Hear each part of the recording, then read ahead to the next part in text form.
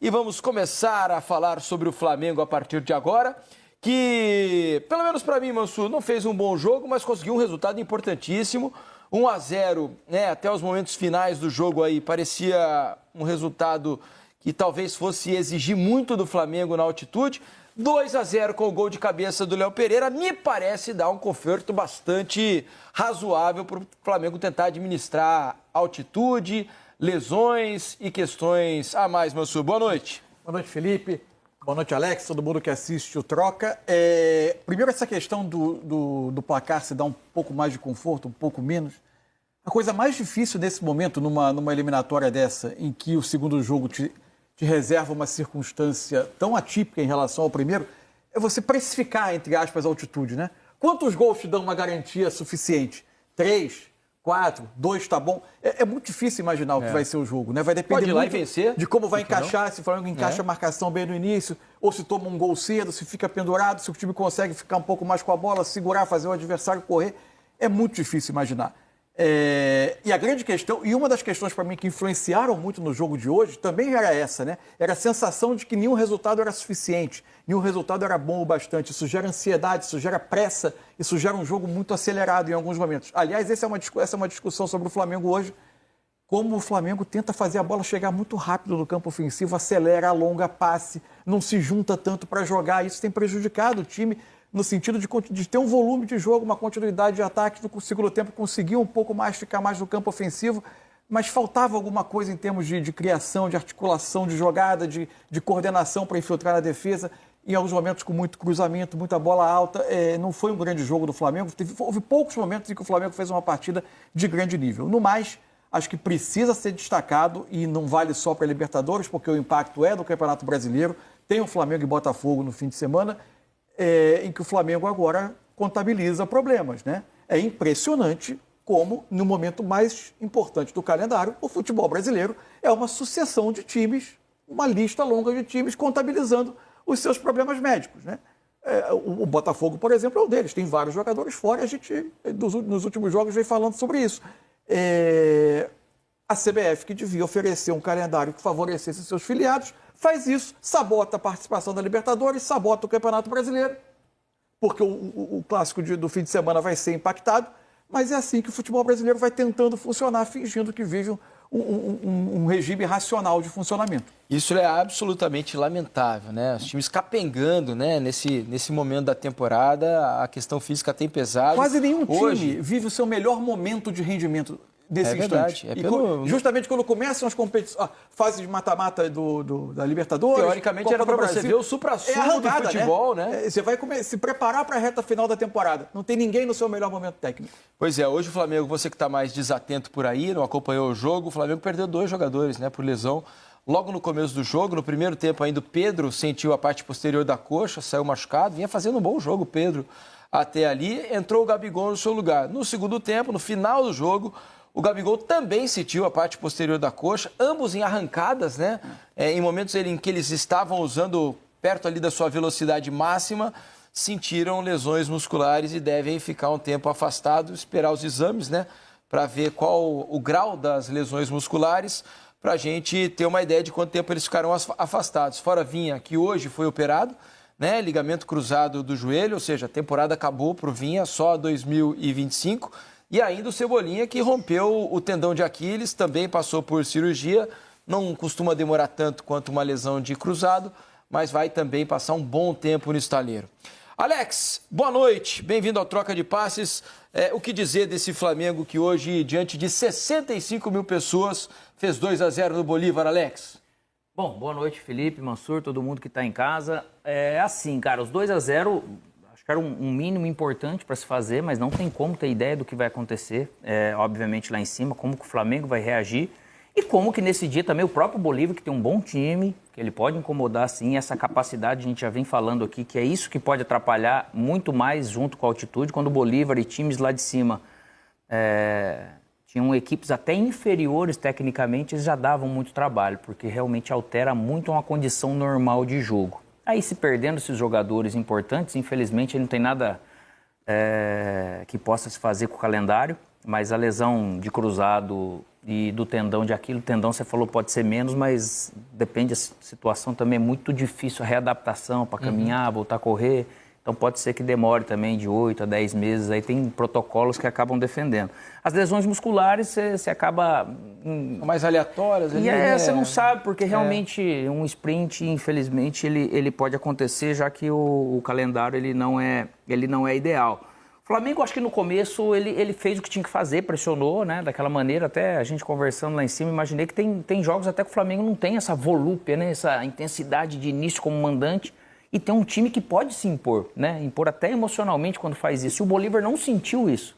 Ele conseguia sair jogando, né? O Flamengo não conseguia assim, pressionar todas as jogadas do Bolívar. Até acho que uma característica de time, né, Mansur? A gente olha assim, esses jogadores, todos eles não têm essa força física, né? Rascaeta, o próprio Gerson, Pedro. Luiz Araújo, Pedro. Não são aquela questão de atacantes que conseguem fazer isso. E o Bolívar, na sua capacidade, estava bem tranquilo na questão até do 1-0.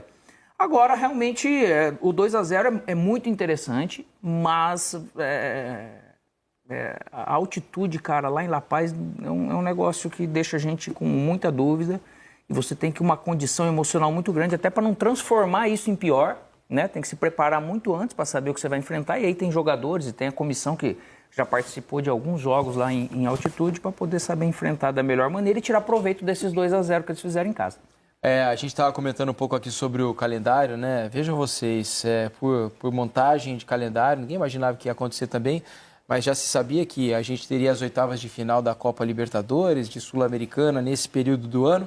Mas a gente tem, por exemplo, no Maracanã, no sábado, um Fluminense e Corinthians, dois times que nesse momento estão priorizando o Campeonato Brasileiro porque estão lá atrás, né? Estão precisando. Então esse talvez seja o jogo menos esvaziado em relação a times titulares.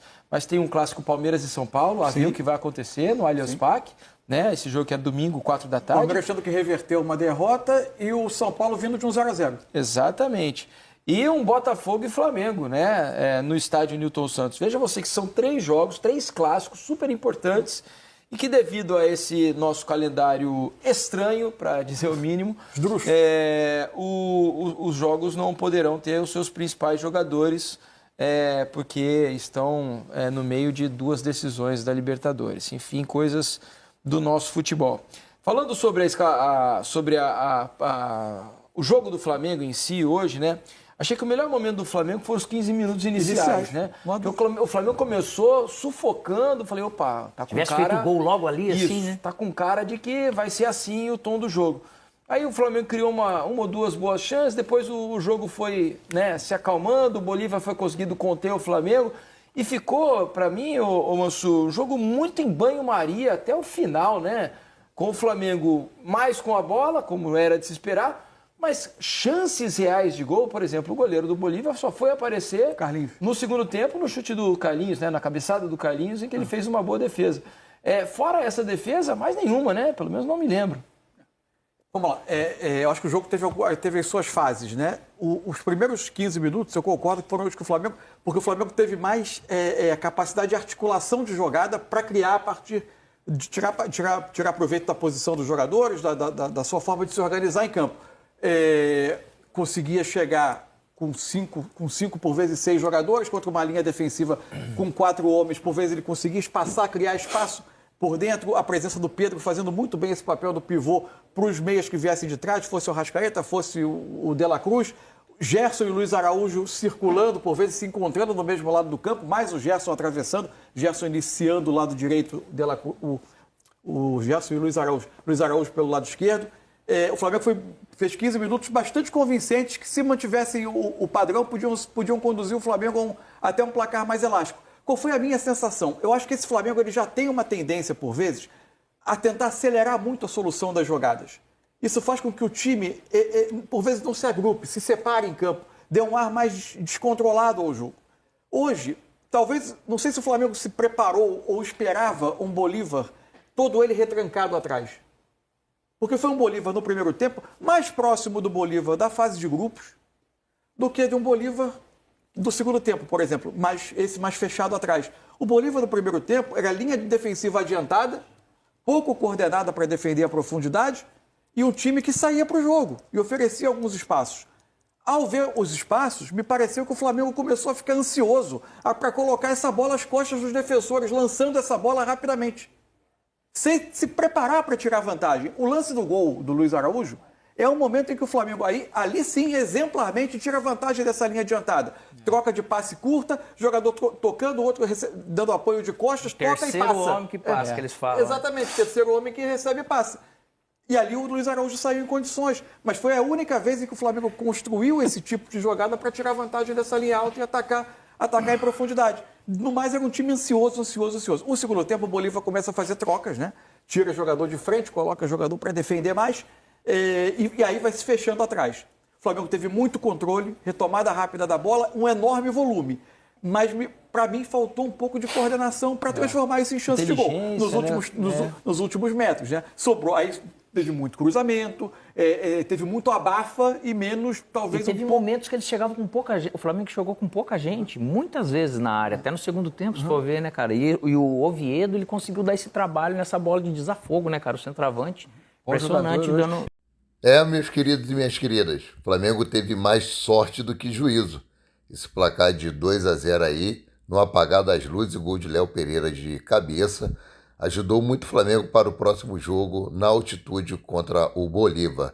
Trazer para vocês aí mais um react aqui no canal Paraquedista Rubro Negro e na página Amaury de Paula Santos. Deixa o like de vocês, se inscrevam, ajude aí no nosso crescimento.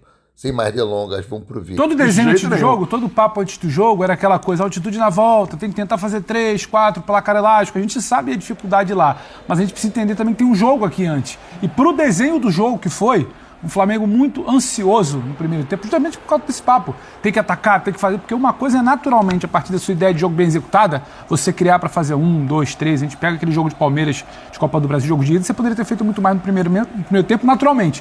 Hoje, entra com essa obrigação de fazer 1, 2, 3, ter que golear, ter que fazer placar elástico, ansioso. Um Flamengo ansioso, não é o costume, ter qualidade para fazer mais, e não conseguia no primeiro tempo. Flamengo com a bola no pé, ansioso. O gol nasce de um contra-ataque, de uma retomada de contra-ataque, passes rápidos, espaços que não teve, e aí faz 1-0. No segundo tempo se desenhava complicadíssimo, 1-0, até conversava com o Birner ali enquanto ele esperava para preparar para entrar. Eu falei, Birner, esse 1-0 magro, parece até que o resultado de São Paulo no jogo de antes, porque ele queria, foi mais bem executado. Mas não, sai o segundo gol e sim, tem uma dose de alívio, tem sim um bom resultado, porque o Bolívar dificultou, não foi aquela galinha morta, porque lá na altitude joga muito e aqui, quando joga em nível do mar, é uma galinha morta, não dificulta o jogo do Flamengo, além da ansiedade. E a gente também precisa olhar, a gente pinta muito a altitude que é difícil. Mas no mata-mata do ano passado, por exemplo, o Bolívar não fez mais de 2 gols de vantagem nenhum brasileiro. Ele faz mais de 2 gols de vantagem 3 anos no Atlético Paranaense na ida, que é uma dinâmica diferente de jogo, e ele perde para o Inter os 2 jogos das quartas e é eliminado. Então também não dá para parecer que o Flamengo sai do Maracanã com 2-0 de vantagem como se tivesse tudo errado. É claro que poderia ser 3, o torcedor queria que fosse 4, mas 2-0 para o que foi, perde o Pedro, que é importantíssimo. Perde depois ali o Gabriel, que não entrou bem. Não dá pra dizer que foi ruim, William. Foi bom, tem vantagem, entender como vai ser o jogo lá semana que vem. Muito bem. Vamos com o Paulo Calçado em loco, hein? Daqui a pouco eu retorno aqui com o pessoal à mesa, a gente vai trocando ideia, daqui a pouco a gente vai ouvir o Tite, daqui a pouco personagens dessa partida também na saída de campo. 2-0 pro Flamengo e já a gente fala sobre o empate do São Paulo fora de casa contra o Nacional e também o jogo do Cruzeiro contra o Boca. Paulo Calçado, direto do Maracanã, seja bem-vindo aqui ao Linha de Passe. Ficou na medida... ou o Flamengo produziu para fazer 3, 4-0, ficou pouco para esse Flamengo, Calçade? Tudo bem? Olá, William, olá, companheiros. Poderia ter feito mais, né? No primeiro tempo, até o Lampe, o goleiro, jogou mais do que na segunda etapa. Na segunda etapa, a primeira bola que foi no alvo foi uma bola do Carlinhos aos 30 minutos. Então o Flamengo demorou.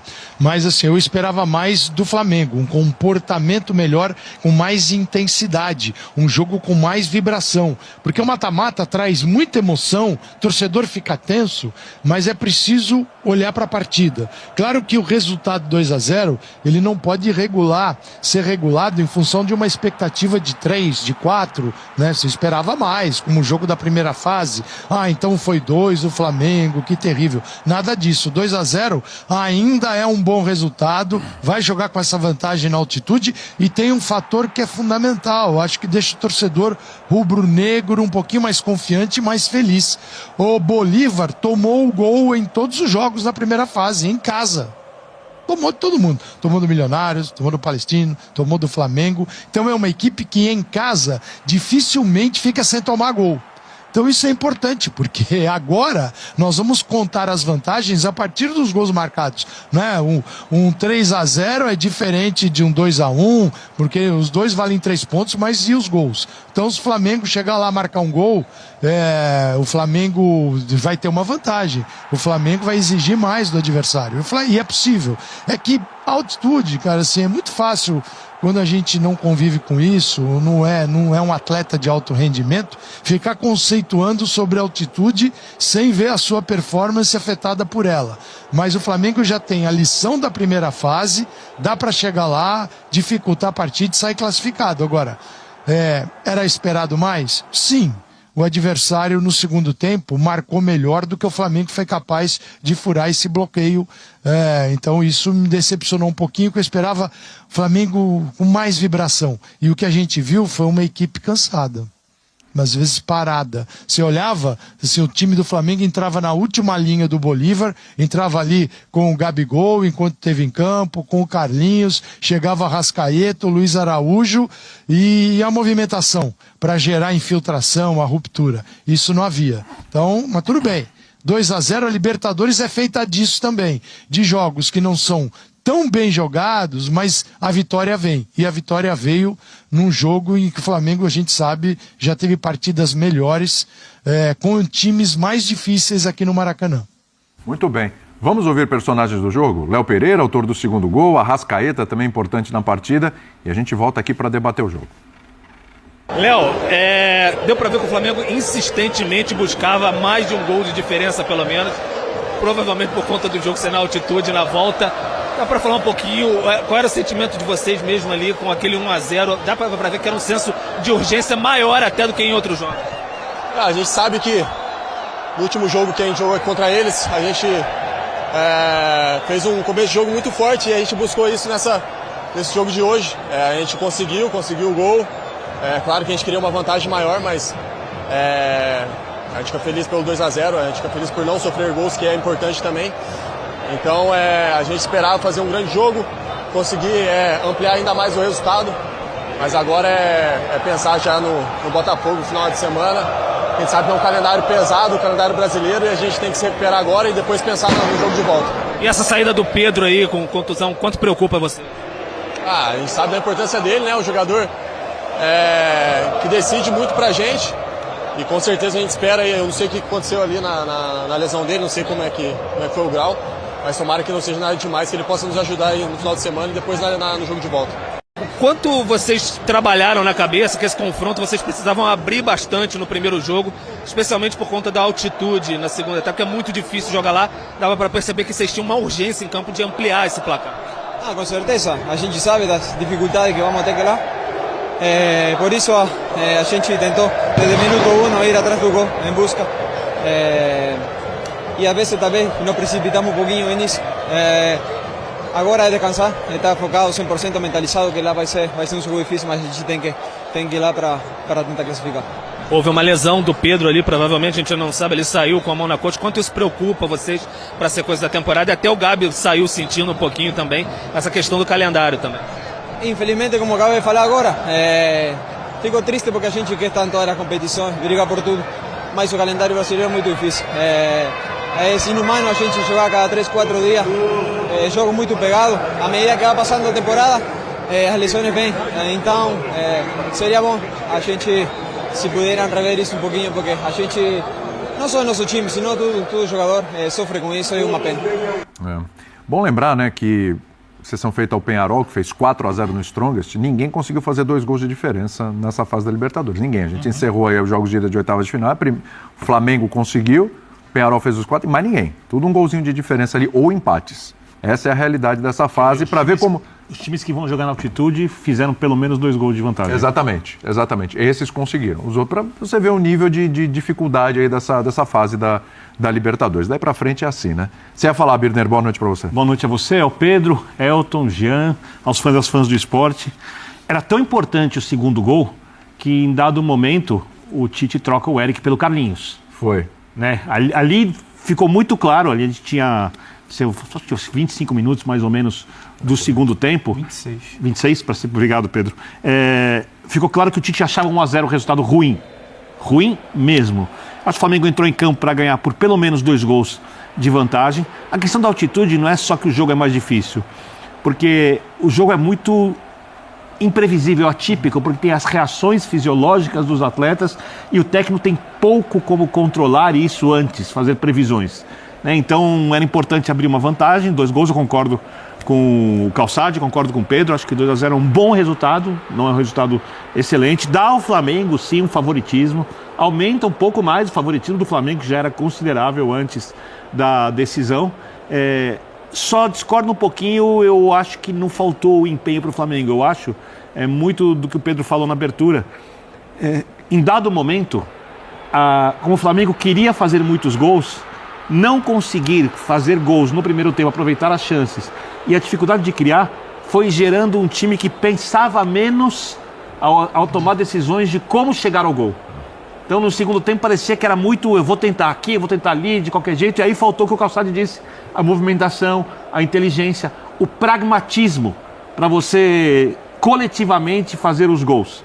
A impressão que dava, pelo menos para mim, era que era um jogo de volta onde o Flamengo precisava buscar um 2-0, um 3-0. É perfeito isso. Eu não tinha pensado nisso, mas é perfeito. Eu concordo totalmente. Agora, o resultado é bom, o Flamengo é bem melhor que o Bolívar e tem mais chance de conseguir a vaga no jogo de volta. É isso aí. Teve questão física também, já, na tua opinião? O Calçado chegou a citar isso. Tudo bem? Tudo bom? Boa noite, William. Boa noite, companheiros.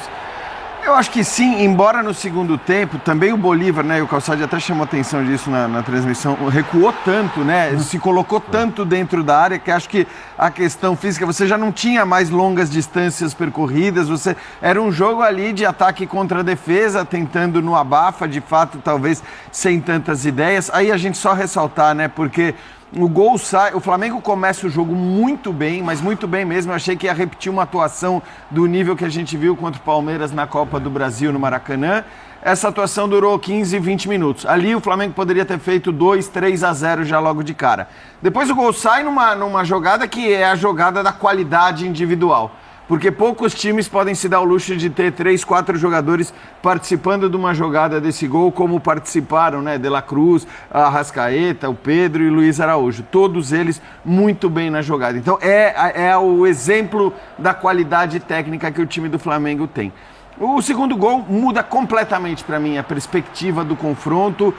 Não dá para dizer que é o gol da classificação, mas é um gol que deixa a situação muito, mas muito mais confortável. Só para a gente ter uma ideia disso, eu fui ver esse time do Bolívar, mais ou menos, Libertadores do ano passado e desse. Jogou 8 vezes em casa. Desses 8 jogos, ganhou 7, é verdade. Perdeu apenas para o Inter, mas é bom ressaltar. Sim. Perdeu para o Inter. Dessas 7 vitórias, nenhuma delas por 3 gols de diferença, que é o resultado que o Bolívar precisaria para passar diretamente. Um dos que ganhou foi contra o Palmeiras reserva. O Palmeiras completamente reserva, mais do que reserva até, né, Elton? Vou lembrar. Depois, 4 vitórias pelo resultado que o Bolívar precisa para levar para os pênaltis. Mas, em geral, contra adversários mais fracos do que o Flamengo, porque ninguém é tão forte quanto o Flamengo. Então, eu acho que a situação... Claro que o torcedor imaginava a possibilidade de repetir o placar da primeira fase, né, e fazer os 4-0 e já se classificar agora, e talvez até pensar em ter um time mais físico e poder ir com força total contra o Botafogo no fim de semana, né? Mas não vai ser assim, vai ter que jogar com o seu time principal, vai ter que ir com os principais nomes, mas a situação, ela está longe de ser uma situação complicada, como para mim seria no caso de uma vitória por apenas um gol de diferença. Tá vendo muita gente falar, Elton, que assim, 2-0 ainda assusta um pouquinho, ainda é um pouco perigoso e tal. Mas eu te pergunto, o que é mais perigoso? A altitude para o Flamengo ou o Flamengo para o Bolívar? Boa noite, companheiros. Boa noite, fã de esportes. É muito mais perigoso o Flamengo para o Bolívar do que a altitude para o Flamengo, né? É claro que os jogadores... Não é nenhuma novidade para os jogadores do Flamengo jogar na altitude. É claro que isso fisicamente tem um impacto muito grande. E muitas vezes a gente coloca a altitude como protagonista do confronto. Isso. Quando, na verdade, a gente sabe que muitas vezes os clubes brasileiros que vão completos no mata-mata, enfrentar equipes bolivianas ou peruanas, enfim, times que jogam na altitude, equatorianos, na maioria das vezes conquistam bons resultados. Sim. É claro que eu acho que tem um componente adicional nesse confronto, é que o Bolívar é o melhor desses times que jogam na altitude nos últimos anos. Porque eu tenho um time de qualidade. Concordo. Então, porque aí entra a qualidade, né? Entra a qualidade. Esse Bolívar do ano passado estava no grupo do Palmeiras e só perdeu a liderança na última rodada, naquele confronto Mas direto posso fazer uma entre Palmeiras e pergunta? O Bolívar. que você acha que é melhor para o Bolívar num jogo contra o Flamengo? Antigamente, quando os times tinham menos qualidade, o jogo era um jogo básico. Bola longa, correria, chute de fora da área, ar rarefeito, goleiro sem tempo de bola, vai cansando. Esse Bolívar gosta mais de jogar com a bola. Sim, e não Ele sabe usa jogar menos diferente. isso. Mas você acha que isso é uma vantagem na altitude, especificamente contra o Flamengo? Porque eu tenho dúvida. Não, eu acho que é uma vantagem. O Bolívar tomou gol em todos os jogos, porque é um time que se expõe bastante. Sim. O Flamengo, nessa partida de hoje, finalizou 19 vezes, 14 de dentro da área. Ou seja, o Bolívar não foi aquele time que conseguiu fazer um ferrolho, não deixar o Flamengo entrar na sua área. O time que finalizou quase 20 vezes e conseguiu, dessas 20, 14 dentro da área, incluindo os 2 gols, né? O do Luiz Araújo, o gol de cabeça do Léo Pereira. É um time que, mesmo tendo essa proposta de jogar em linhas baixas como tentou no Maracanã, não consegue fazer isso o tempo inteiro. Então o Flamengo tem essa qualidade também de abrir espaço, de fazer essas triangulações laterais, de abrir a defesa adversária. E isso vai acontecer também jogando na Bolívia. Eu acho que é uma excelente vantagem. Você falou das vantagens aí de 2 gols de diferença. Se incluir a Sul-Americana, só o Racing venceu o Achipato fora de casa, e aí é um confronto bem desleal. Eu acho que esse do Peñarol também. Esse do Flamengo com o Bolívar tem um favorito, mas há um equilíbrio, porque o Flamengo está enfrentando o líder do grupo que ele estava, né? Então, enfrentou o Bolívar 2 vezes, mas acho que a dificuldade do Bolívar vai ser muito maior do que a dificuldade que o Flamengo terá jogando na altitude. Sim. O Calçade, aí do campo, deu para perceber uma mudança muito grande na equipe do Flamengo com a saída do Pedro e a entrada do Gabigol? Fez muita diferença? Pedro estava jogando muito no primeiro tempo. São jogadores de características diferentes, né? Assim, é até complicado dizer, se você olhar pro Pedro, o Carlinhos, geralmente quando não tem o Pedro, te escala o Carlinhos. Assim, falar que eles são parecidos é estranho, porque tecnicamente o Pedro ele é um jogador superior.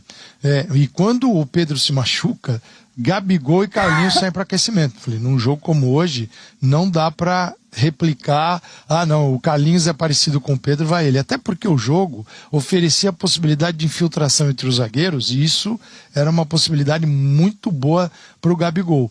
Mas eu acho que o Gabigol, assim, perdeu o Gabigol e o Pedro, aí a gente já tem que começar a pensar em fórmulas dentro da estratégia que ele vai adotar para o jogo, que é o adversário precisa da vitória e tem uma meta, que é construir pelo menos um placar 2-0.